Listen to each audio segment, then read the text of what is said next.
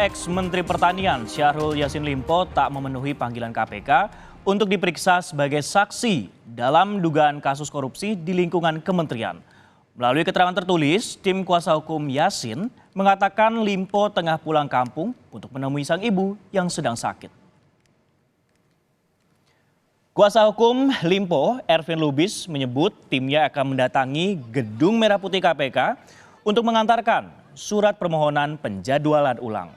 Sebelumnya, KPK telah memeriksa 2 anak buah Yassin Limpo, yakni Sekjen Kementan Kasdi Subagiono dan Direktur Alat dan Pertanian Kementan RI Muhammad Hatta sebagai saksi.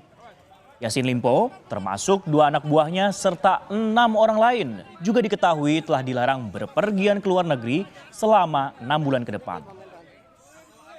Informasi lebih lengkap soal pemeriksaan kasus korupsi di Kementerian Pertanian kita tanyakan pada jurnalis Kompas TV Dian Silitonga di Gedung Merah Putih KPK. Dian, selamat siang. Kapan rencana pemeriksaan ulang dari ex-mentan Syahrul Yassin Limpo dijadwalkan KPK?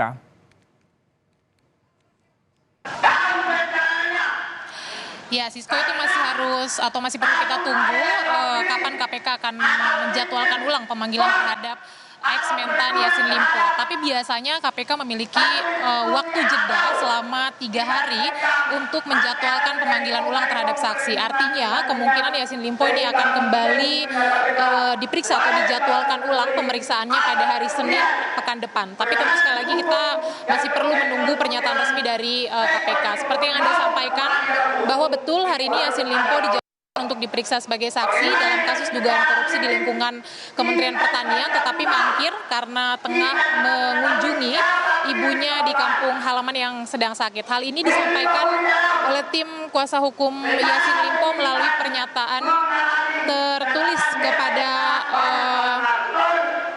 wartawan.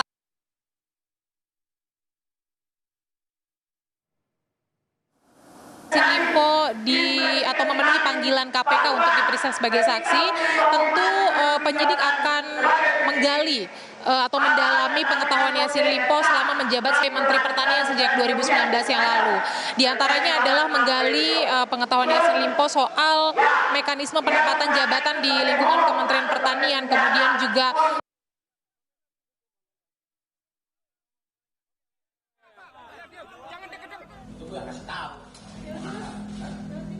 perencanaan pengadaan barang-barangnya. Kemudian juga tentu akan mendalami soal komunikasi Yassin bersama dengan 2 tersangka lainnya yang juga merupakan bawahan dari atau mantan bawahan dari Yassin Limpo.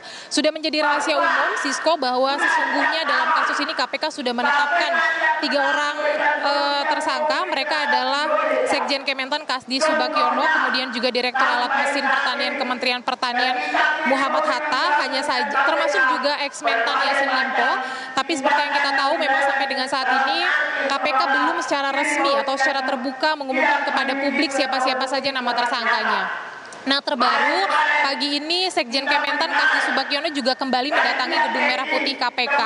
Memang belum diketahui apa kepentingannya, tetapi kemungkinan besar kedatangan Kasdi Subagiono ke Gedung Merah Putih KPK adalah untuk menjalani pemeriksaan lanjutan.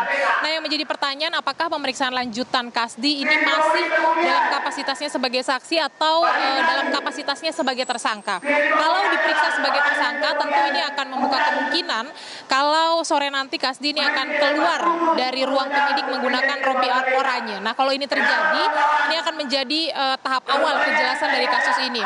Karena biasanya KPK akan secara resmi mengumumkan siapa tersangka dari suatu kasus korupsi bersamaan dengan tindakan penahanan. Jadi kita nantikan sampai sore hari nanti apakah KPK akan merilis terkait dengan dugaan kasus korupsi di lingkungan Kementerian Pertanian. Sisko. Baik, kita akan nantikan Dian dan juga saudara terkait nantinya apakah kemudian Sekjen Kementerian Pertanian ini akan keluar dengan rompi oranye, karena ini akan memberikan kejelasan kepada kami terkait kronologi kasus yang ada di Kementerian Pertanian. Terima kasih Dian atas laporan Anda.